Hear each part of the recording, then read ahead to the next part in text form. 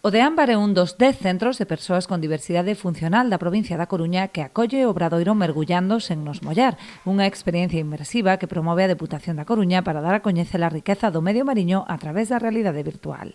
A deputada provincial de Medio Ambiente, Rosana García, tivo ocasión de acompañar os usuarios de Ámbar que hoxe participaron na iniciativa da man das técnicas da cooperativa 13 grados. Son 13 grados as que imparten os talleres e se é unha experiencia inmersiva coas súas propias, cando elas se mergullan, pois fan rodaxes do que van vendo.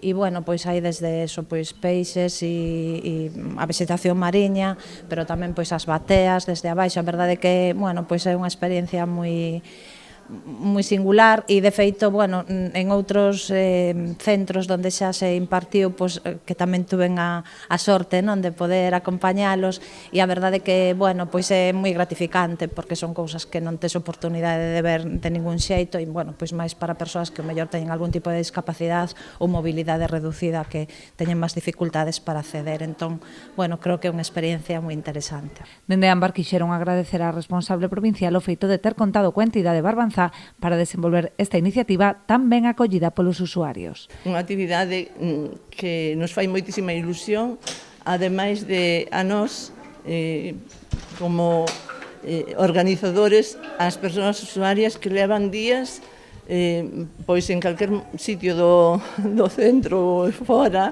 que nos están preguntando sabes que vai haber gafas, sabes que nos van, sabes o que nos van, que vamos a ver?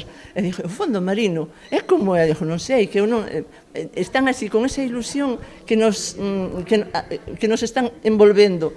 Este programa, que xa se iniciou en colexios de educación primaria e agora está a recalar en diversas entidades sociais, ten por obxectivo ofrecer unha visión do medio mariño moi singular, mediante imaxes en 360 graus e cun formato accesible e adaptado ás necesidades de cada grupo.